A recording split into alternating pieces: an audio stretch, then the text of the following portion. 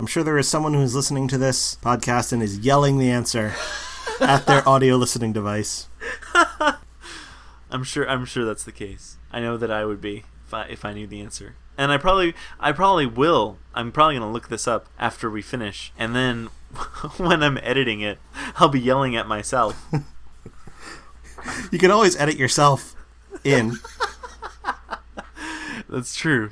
Like, for instance, you could say the answer right here, and I'd be like, "Well, Lewis, how did you know that? I didn't even think you had seen any Second Doctor stories other than the War Games. How do you have that piece of knowledge?" Yeah, exactly. And now I think I'm going to do that. I'm probably not actually going to do that. It sounds like a lot of work.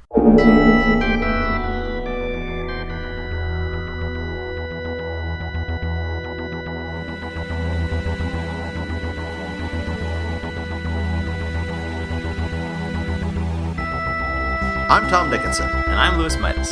And this is the Cloister Room, a podcast about Doctor Who and other things.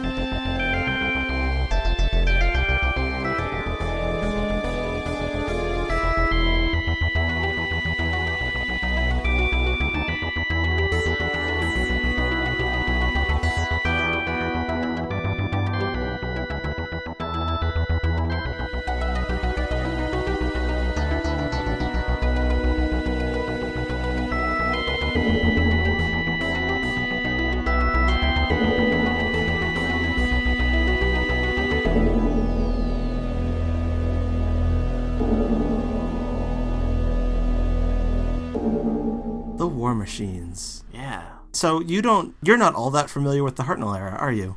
I am not. Very much not.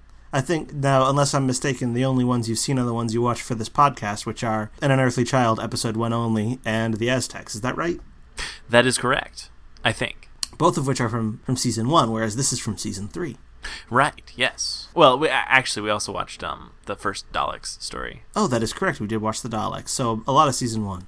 Yeah, very much. Huh. Steeped in Season 1, you might say. Very much so, very much. What did you think of the War Machines? You know, I thought about it. I definitely thought about it. There was a lot to think of. You know, I liked this episode. I liked parts of this episode, I will say. I liked it, but ultimately, it ended with me feeling a little bit disappointed. I think that's fair. I think I find it interesting more than I actually like it. Oh. And there are a lot of things about this story that are interesting.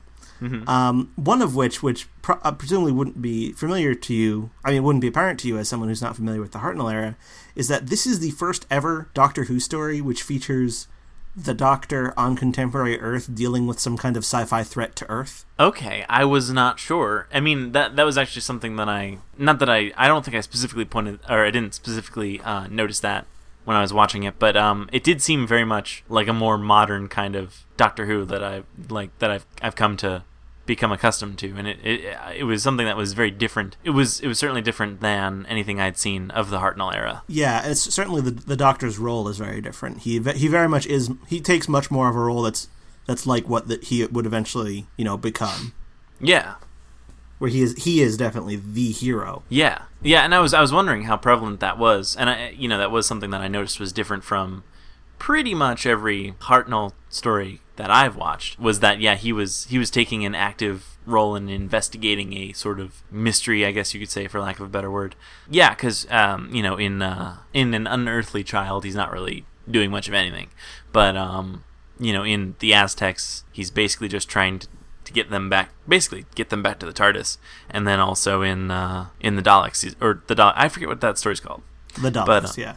Oh, it is just the Daleks. Mm-hmm. I had it right. Wow, I didn't. Anyway, he's trying to get them. Basically, they get stuck in a situation that they have to get out of, and so that's what I associate the Hartnell era with. And so this was much different in that regard, and I like that, and I thought that was very interesting. Yeah, there's sort of a gradual shift away from that. So, the stories you've seen all come at the beginning of the first Doctor's era, whereas this is the third to last story of his era. Yeah, right. So it's very much on the other end of that progression, and by now the show has kind of figured out who he is as a character and what he's all about and what he does. That's really interesting, because I was kind of wondering, as I said, I was wondering if that was like a normal thing at this point. But yeah, no, and I appreciated that, and I kind of liked how he was kind of set up as being the as I think I said the doctor that I'm familiar with, and more of the modern kind of, not necessarily exclusively modern, but just the doctor that I'm most familiar with. But yeah. Yeah, one thing they haven't managed to get quite right is what he's called. That was another thing I thought of. That was very interesting, because I was wondering, because it seemed like it seemed like it was only because people were addressing him as the doctor, or they were calling him doctor, and it seemed like only Wotan was the one who was like he's Doctor Who. So I thought maybe Wotan knew something that we didn't. Maybe Wotan has seen the Peter Cushing movies. It would make sense. Yeah, the writers of the story, this was the first time they'd ever written for Doctor Who, and maybe they just weren't all that familiar, and for some reason, no script editor bothered to correct it, so it just stood as is. I think this is the most prominent example of the Doctor explicitly being referred to as Doctor Who in the Doctor Who canon. I mean, there are little inside jokes about Doctor Who, but this is the only one where it's very clear that the Doctor is being called Doctor Who. Huh, that's really interesting, because I had thought that there were instances of him being called Doctor Who in the show, but I didn't actually. I was not aware of where they were or what they were and things like that. But yeah, that's interesting. Yeah, it is. It's basically just this. Okay, well, there you go. And there is a story. There's a third Doctor story called Doctor Who and the Silurians. Oh yeah, but that's just the title of the story. There's no reference to him in the story as Doctor Who. Yeah, well, that'd do it. Huh, that's weird. I can't think of an explanation for that. Yeah, and I mean, you kind of want to ignore it, but it's so prominent. Right, like right. with Wotan saying Doctor Who is required, yeah, etc., like over and over. Yeah. Yeah, numerous times. It's not like you just heard it once and like, hey, is that what he said? Is that really... I mean, you know what it could be, though? You know what it could be? I'm willing to explain this away as being, like, just a quirk of Wotan's programming. Like, I don't know, like, maybe he... Like, Doctor, who is required? No, that wasn't going... It wasn't going to be that. Because that's the solution suggested by Sue Perryman of the blog The Wife in Space. Who is a non-fan who watched every episode in order with her fanish husband. And... she explained it away by saying that there was supposed to be a comma there. Doctor, who is required. But what is your solution? No, I was going to say it could be that perhaps to save memory space, certain very common words are have direct addresses in Wotan's memory, and so and another thing is that all right, this is really convoluted, but another thing is that Wotan's programming is such that when he or she or it, well, it's an it. I mean, when Wotan meets a person for the first time and has to assign an identity to it, and because there was no identity given, there was no exception to handle that, so it was just assigned a random a random address in memory, and that address happened to be the common English word who. Sure. So I'm gonna go with that. See, my solution to this is that Wotan is so advanced that not only is it capable of calculating square roots, it is also capable of actually seeing through the fabric of reality to break the fourth wall. And this explains how it knows what TARDIS stands for. Okay, there you go, yeah. And this is how it gets the mistaken impression that the character's name is Doctor Who, much as many, journalists and whatever are mistaken about that. So that is, and I suspect that this has something to do with the component of Wotan, which is referred to as the program regimentator. Okay. I strongly suspect that. Okay, well, there you go. I'll buy that.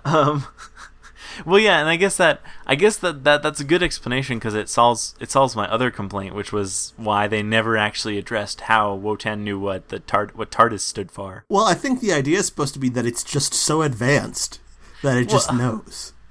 I guess. Also, Well, and it just seemed kind of it seemed kind of weird to me because the very first thing that the Doctor says is, "Oh my God, that tower! Something is so alien about that tower," and then they go to the tower and it's like, it's this computer. This is the thing that it was bothering me before, but it's never really discussed again. Like there's never really it's never addressed like how this computer could be so advanced and ahead of its time. And I mean, like the Doctor has commented on how things are anachronistic, but usually when that is the result of alien interference. But that's not at all addressed here. It's actually never explained at all in any fashion. Yeah, I mean, it's not alien. It's just an advanced human thing. Like much like there are a lot of examples of that in like the Pertwee era where it's just, human beings causing trouble. But a good example from New Who would be the Lazarus experiment. Right, yeah. In which there's nothing alien as far as we know. I guess Mr. Saxon is involved in the funding or something, and that's the master. But other than that, there's nothing alien about it. It's just a human scientist who figures something out. Right, and I'm going from memory here, but I don't think that the Doctor believes it's alien. I think he's just like, well, that's not right. Right. And the interesting thing here is not only does he believe it's alien, he has like a spidey sense. Right. And claims that the last time he felt it was in the presence of the Daleks. Right. And, and not that my hopes were up that this was going to turn out to be a Dalek story, but it certainly got me kind of psyched, like, oh man, there's some evil here. And then no, not at all. Well, an interesting thing about that, and this can't have been intentional, but in the following season, there is another story that's set at exactly the same time as this story, involving the Daleks. Because there's a mention, Polly and Ben reappear in that story, and they say, it's the same day we first left Earth. Yeah. They just happen to mention that, and the Daleks are active on Earth on that day. So maybe the Doctor's just a little confused because he's getting mixed signals from different things that are going on around him. I guess that makes sense. Yeah, I don't know. I mean, I don't know. It seems weird to me. Also, I really find it kind of funny that even I forget who what his name is, but even his or even Wotan's like inventor doesn't really understand. Like the Doctor marvels over how it could know what TARDIS stands for, and the inventor guy jumps in and he's like, yeah, well, there's a ton of stuff I just don't understand about this thing. I just find it really funny that he doesn't like try and give like an explanation for like, oh well, maybe his algorithms picked up something or other. He's just like, yeah, there's just a ton of stuff it knows. I don't even know how it figured that out. And I just find that really funny. Yeah, it's like, I don't know. There's no real intention to like explain anything about how this stuff works or why or how it became so advanced, or it's just, I think it's just sort of picking up on like the 60s feeling that computers are going to be big eventually. And evil? Computers are going to be a big thing, and maybe they'll be evil. I guess. I don't know, there's something about a machine's creator that doesn't understand how the machine works. Is just, I don't know, something about that really just tickles me. Yeah. And doesn't even have an interest to like find out why. Like he's not like, I'm gonna have to look into that because that's really weird. It's just like, nah, it's just, it's crazy, man. Yeah, well, it was the 60s. I guess so.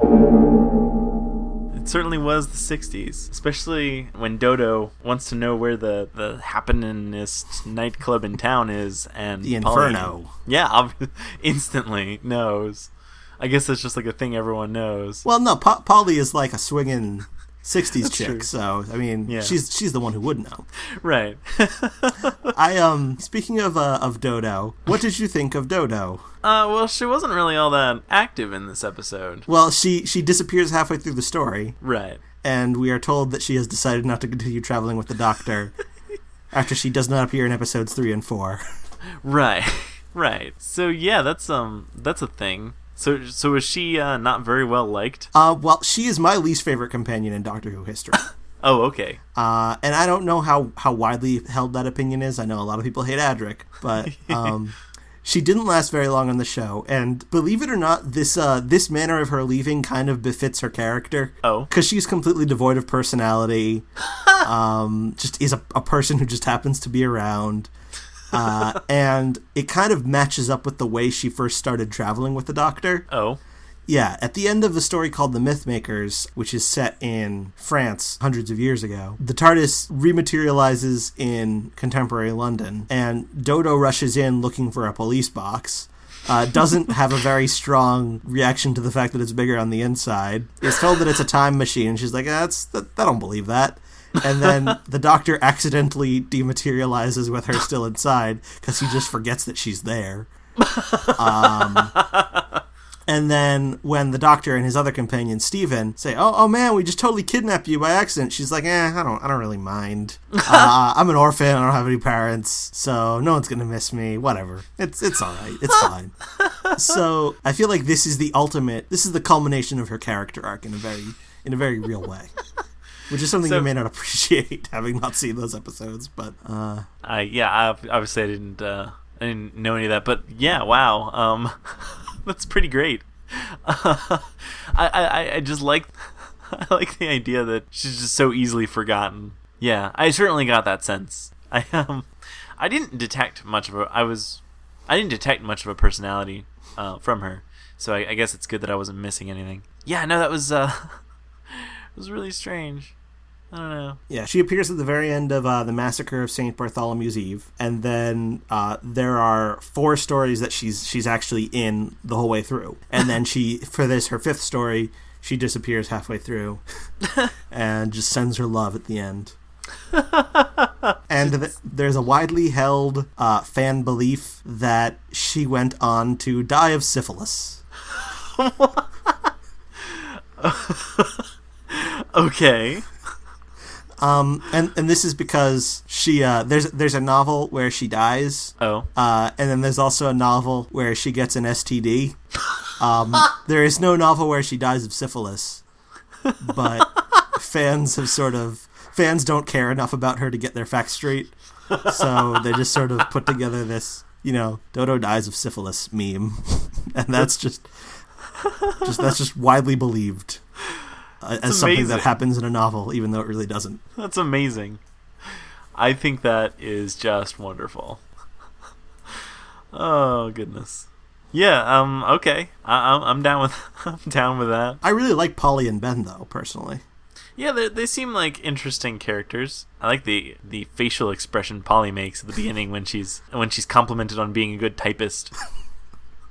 That's a good. I don't really remember that expression, but I'll have to look back into it. How could you forget it? It's like this kind of. She just like contorts her whole face. It's beautiful. Oh, okay. Well, it's. Yeah. I love a good face contortion. Yeah, I feel like she and Ben have like a good banter going on at times, and like I don't know. Just as I was watching all of the episodes in order, I was just glad to see Dodo leave and get replaced by these two. Basically. Yeah. Yeah, I mean, like, all Dodo really manages to do is get herself hypnotized, and then the Doctor undoes it and knocks her out for 48 hours, which is, I thought, a strangely specific amount of time, but yeah, no, and I like kind of how, like, I don't know, I guess you could say, like, action-y Polly and Ben are, like, they're full of action, and they just go do things, and they're generally useful and stuff, and they help advance the plot in meaningful ways. They're much more like action-y characters. Like he's a Navy dude, and like she's a I don't know, like a 60s chick, like kind of Avengers style thing, like that. Whereas like for instance, like the original cast of Doctor Who was like 2 school teachers. Like, I know a lot about chemistry. I know a lot about the Aztecs. Nothing against those characters. I love Ian and Barbara, but this is much more like action show thing going on that they're kind of putting together here. Yeah, it's almost as if they wanted to inject some kind of like hip new vibe to the show or something. I'm guessing. Well, and I'm sure that's the case because like even like the nightclub scene, which I guess is only somewhat hip. I mean, I'm sure there are hipper ways you could show a 60s nightclub, but there isn't anything even really like that in any previous Doctor Who story. It's just very, very contemporary, whereas Doctor Who previously just avoided contemporary. Interesting. What did you think about the War Machines? I thought they were vaguely Dalek-like. They were like bad Daleks. Yes, they were pretty much, yeah. Especially like close-up shots of them when they were first like revealing them. I thought I was looking at a Dalek, and when they zoomed out more and kind of got a bigger sense, I mean, they looked less like a Dalek, but there was still the whole like kind of sort of hover rolly thing that Daleks do, whichever it might be. And you know, they had like they didn't have like the whisk, so to speak, but they had like a very similar sort of gun thingy. Yeah. They were missing a plunger though. Instead, they had like these sort of mallets that were, I guess, helping to destroy stuff. They weren't even slightly threatening. That's true. Right? You'd think that if WOTAN was like the sum of all knowledge and was like the most advanced thinking machine, and they can outthink, you know, a human, you'd think it'd be able to come up with like an optimal killing machine as well. Like you think it'd be able to pour that sort of knowledge and like calculate the optimal efficiency with which to murder people, but it really doesn't. Yeah, well, then again, he's only got like a day to put together 12. Yeah, but he calculates the square root of like 1.7 whatever so quick, you know? That's true, he does. Maybe it was a lack of resources. Like maybe I think he it's had a supply chain issue. Yeah, exactly. You know, he should have done like some vertical integration or whatever. But yeah, it was probably like he had this really kick-ass design, and then, you know, whatever his minions were like, whoa, we can't get this kind of stuff together. Like, you want like all this crap, and we can't do that. There's no way we can meet this deadline. And so he's like, all right, fine. And then he takes it back and he does like a second draft where it's much more toned down and it's got mallets instead of like laser guns, which was his original design. Yeah, he's like, okay, you can't do my design. How big of a steel box do you think you can find? Like, pretty freaking big. Excellent. There you go. Yeah. So, also, I only watched this part once, but I think I picked up on it that when the Doctor reprograms one of the war machines to kill WOTAN, that reprogrammed war machine, also kills a dude. Like, whatever.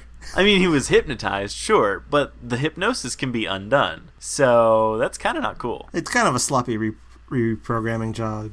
Yeah, there might have actually been something wrong with the program regimentator. It could very well be. It might just be a poorly regimentated program. Well, yeah, you know, it's certainly within the realm of possibilities. I liked that there was kind of a vague looking sort of unhappy face on the war machines. Yeah, that was that was cute. But yeah, I don't know. Yeah, I think that's a pretty big problem with the story. That there's just no sense that these things pose any real threat to the world. Right. Like right. You can't really envision these things doing anything. Yeah, it doesn't really. No, not really. Maybe that was like. I think this is probably like a fan theory for like any post-apocalyptic thingy at all, or anything at all, really. I'm sure this fan theory could apply to anything that I've just made up. Maybe it was WOTAN's theory that like humankind wouldn't progress unless it was able to unite humanity, and it could only do that by becoming the evil guy. And so it decided it would be this really easily defeatable foe that would unite everyone, and then there'd be this great era of like advancement and unity and things. But was there? Well, no, not really. I think. Oh, you know what it might have been? You know what it might have been is that there would have been if the war had gone on longer, but because the Doctor was able to end it so quickly, that WOTAN's whole plan was like stymied. Yeah, that's what it was. It's sad. He was only trying to help. Yeah, he was. It's unfortunate. Most unfortunate. It is not one of my favorite Hartnell stories. Yeah. I think Hartnell is okay in it. You know, he's got some of his line flubs and everything. Yeah. this is very much towards the end of his tenure as the Doctor, and this is when his health was kind of failing. So he's not like at the top of his game, really, but that's okay. I still like him. Yeah. Did it change your opinion of the first Doctor at all to see this story? I mean, I would say yes, kind of, because I think mostly I saw him when he was kind of a grumpy old man, or when he was acting like a grumpy old man. Technically, it was the youngest we've ever seen him. But yeah, I think that this sort of, I mean, I certainly liked seeing him be more like I'm used to the Doctor, and so that was kind of I think that was, yeah, I think that sort of improved my opinion of him, because we see him do things that are much more in line with what I envisioned the Doctor to be, and he's not kidnapping school teachers anymore. Well, he unintentionally kidnaps Polly and Ben. Well, that's true. Yeah, the first Doctor kind of has a habit of that, doesn't he? He just doesn't check to see if anyone's wandered on board before he dematerializes. Yeah, I guess I guess he should perform those checks. So shame on him for that. Well, I mean, I'm assuming that at this point he had already thrown the manual in a supernova, as he says, as the 11th Doctor says he did. Probably. So I'm assuming that's already happened. So maybe that's in the manual, and he just he didn't read that part. Yeah, maybe. But yeah, I don't know. Yeah, so I think so I like what the first Doctor has become by the sort of tail end of his run. I like him. I like him. He's a good guy. He is. No original music in the War Machines. It's all stock music. Oh, really? Yep. Huh. Now, where do they pull stock music from? Is it just like, this sounds good? Well, I guess the BBC has a library. Yeah. And some of it they would reuse from one episode to another. Some of it, a lot of the times they would have original compositions, but this was one instance where they did not. Huh. That's interesting. So it's possible that one might hear the music in this elsewhere, like in other BBC productions. Anything's possible. I guess so. I guess that's the moral of the story. That's what Doctor Who's all about. Precisely. What's with the Doctor's ring? What is that supposed to be? Like, is that a thing? Is that established somehow? It's established that he has a ring. Because I don't think I've ever seen him wear. I mean, it's possible that the first Doctor was wearing that in other stories and I just didn't notice. But I don't remember it. He, to be perfectly honest, I'm not entirely familiar with the history and appearances of the Doctor's ring. Because first of all, it's a big ring. True. Second of all, he somehow uses, and it could just be that he just picked the ring, but he somehow used it to dehypnotize Dodo, and maybe it was all the Doctor's power, and he just arbitrarily chose the ring as being a thing for Dodo to look at as he did it. But if it's indeed a power of the ring, that's pretty awesome power. But we've seen the Doctor do sort of mind things, without the aid of a ring. So I'm assuming it's all him. But I don't know. Yeah, I think. Well, there are a couple of instances I think in the first Doctor era where the ring does something. Oh, really? Like, I don't know. I feel like there's a time where he uses it as a power supply, but I don't know when.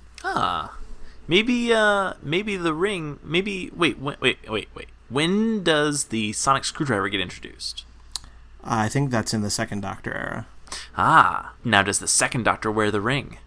I don't think so. Maybe behind the scenes, the Doctor took the ring off and was like, I can't wear this anymore. This is silly. This just looks like the big, gaudy, silly Oh, you ring. know what? I actually think he might take it off because it no longer fits after he regenerates. I might be misremembering that, but... So that would explain it. So maybe he took the gem out of it, and it was like he used it to power the sonic screwdriver. Maybe that's how that works. It could very well be. Why not? I don't know if that makes any sense at all. Is there like an actual introduction of the sonic screwdriver? Like, do you see him like making it and it's like, hey, I just made this sonic screwdriver? No, I think there's a story, I don't remember when, but there's a second Doctor story where he just pulls it out when the situation calls for a screwdriver. And he says, here, I've got this sonic screwdriver that we can use to screwdrive this. And he just points it at a screw that needs unscrewing, and then a sound is played, and the screw comes unscrewed. Oh, I think that was actually in a... Wait, We watched a second Doctor story, didn't we? We watched the War Games. It might have been in the War Games. I think it was in the War Games because I'm pretty sure he unscrews like a screw in somebody's gun, but I think he does it just to demonstrate that he can do it. It could be. But I don't know if that was the original introduction of it. But I feel like that was a thing that happened, unless I am misremembering it. One thing I read on it was either Wikipedia or TARDIS Wiki. I don't remember where, but one of those two. It said that the original concept for this story was when the Doctor Who production team was looking to hire a scientific advisor, and the question that they asked all of their candidates was, if you were going to come up with a Doctor Who story involving the brand new post office tower, what would it be? And then I think it was Kit Pedler came up with the idea, well, I mean, it's an evil computer uses it to take over the world, blah, blah, blah. And not only did they hire him, they also said, that's such a good idea, let's do that. And so they did it. That was secretly they were just running low on ideas, and they just thought they'd throw it to their candidates because they happened to be interviewing for this thing in a completely separate capacity. But yeah, I bet that's what it was. Presumably. Or not, I don't know. That's really interesting. And it's a neat idea, and it's certainly very scientific. I just wish it's kind of mirrored at other points in Doctor Who, where like there's, for instance, the London Eye, which that's a big thing in London, and then in Rose it's revealed to be an alien plot by the Autons, and or by the Nestine consciousness specifically. Yeah. But yeah, so I mean that's kind of a fun idea. Yeah. It sure is. But yeah, no, it's neat. It's neat because it's cool to take something that's new and different and say, no, it's actually really terrifying and you should be terrified of it, even if there's not really a real life reason to be terrified of it. That way people will be frightened of change. Exactly. And the fact that people are frightened of change will help you keep your television program on the air, because they won't want the schedules to change. That's right. This has been Doctor Who's plot all along. This is how they've been able to stay on the show for 50 years. On the air for 50 years. It's by continuously frightening people about the very idea of change. Yes, exactly. I don't know. I mean, I do like this idea. I just wish that, I don't know, I was hoping for a bit more of an explanation for these various things, as opposed to just sort of setting up the premise and then instantly segueing into just action and senseless violence. Yeah. Did you obtain the DVD of this story? I did not, know. Because we mentioned last week that small extracts of the episode are actually missing. Oh, right, yeah. And you asked how is that possible, and I mentioned there's a special feature on the DVD that explains it all. Ah, yes. And since you presumably did not watch that... I didn't. I will, just to summarize for you, they found the surviving 4 episodes of this are kind of cobbled together from different sources. Including a copy that was found in Nigeria but had previously been in New Zealand, where it had been censored. Huh. And so censor clips were missing, but then some of the censor clips were separately found. But then they had, this, that, and the other, and they had all kinds of stuff. And then eventually they were able to cobble together a mostly complete version of the story. Huh. However, they do have the complete audio recordings, as they do for every Doctor Who episode. And so what they were able to do is reconstruct it by just, like, repurposing shots from elsewhere in the episode. Oh, I see. Like, so there are some dialogue scenes in the room where Wotan is, where there wouldn't be a close-up on like the front of Wotan, but they've just added one in just so something will be on screen while they're playing that audio from which the original surviving footage is now lost. Ah, interesting. So we do not actually see the episode as it was broadcast perfectly. That is correct. And I think some parts of the big action scenes in the last couple episodes were also censored and then had to be reconstructed in some way. It's every time I find out a little bit about like the restoration work that's done to make these DVDs as good as they can possibly be, it's kind of fascinating, like how like the ridiculous lengths they'll go to like clean this up, clean that up, combine these sources. Yeah. Basically, the Doctor Who restoration team is just basically like a committed team of freelancers who are incredible Doctor Who nerds who will just go to any lengths to create the best possible viewing and listening experience. That's pretty cool. I mean, because obviously they wouldn't have to do that. I mean, they could probably just insert like a little title card saying "scene missing" and just go about their lives. Yeah. So no, it's that's pretty cool, and it's neat. I almost want to say that's like that would almost be like a fun thing to do. I mean, like I'm sure it's a lot of effort, but I don't know. I like the idea that like you'd be able to just trying to like pour over clips and things like that, and just try and find something that would look like it's supposed to be there on screen when actually something else was originally, and that's just like, yeah, I don't know. That's kind of a cool thing, and it's certainly done in such a way that I didn't really notice. Yeah, you can't really tell that anything's weird about it. So right. Basically, mission accomplished. Yeah. Because, at the end of the day, if nobody notices, then that's probably a good thing, I'm guessing. One would assume. One of these DVD releases, I don't remember which one, but one of them has like a documentary about the people who made off-air audio recordings. Ah. And the one member of the restoration team, Mark Ayers, who does a lot of the sound work, he was talking about how like, all right, we have these 7 different audio recordings, and this part's good on this one, and this part's good on that one, and this part's good on this one, and this one you get the bass, but it's kind of missing a little bit in the mid-range. And so he kind of showed a little bit of like how he combined like all of these different sources to create one like platonic ideal of the audio for the story. And It's like, I don't know if there's any other show that has fans with this much attention to detail who would go this far in remastering from so many different sources. Yeah. It's kind of incredible. That's pretty intense. Yeah. Yeah, you'd think that like the bare minimum would be like you can understand the recording, but then like there's like these other levels, like you can say like, especially people who like are very knowledgeable with regard to sound and sound quality, which I mean I don't really know a whole lot of, but like yeah, to think that there's someone out there willing to not just go for the bare minimum, but to go and say, all right, I'm going to look at all of these sources and pick out the best parts from each of them, and I think that's pretty cool. It sure is. Pretty nifty. Our next random story after the War Machines will be The Pirate Planet. Ooh. Now, which Doctor is that? That is a 4th Doctor story. Ah. Featuring the 4th Doctor and the first Romana. Ah, cool. I don't think I've ever actually seen the first Romana. Yeah, it is. I actually just watched this only a couple weeks ago, but I'll watch it again. This one written by Douglas Adams. Ah, cool. And it is part of the Key to Time season. Oh, but not the first part. Okay, yeah, because we talked about that briefly when we were talking about the very beginning of season 18. I think we talked about how that was like they installed a randomizer in the TARDIS or something. That's after the Key to Time season. Oh, okay, right. Because Key to Time was yeah, I vaguely remember that. You better not tell me anything, so it'll be a surprise. Yeah, you can either surmise it but while watching or Google. Definitely one of those two things. Yeah, because I recently watched the entire Key to Time season in order, so I don't really have a sense of how well they play individually. They are not. They're somewhat linked, but not all of them are incredibly linked. But we'll see. We'll see. Yeah, there you go. I guess we shall.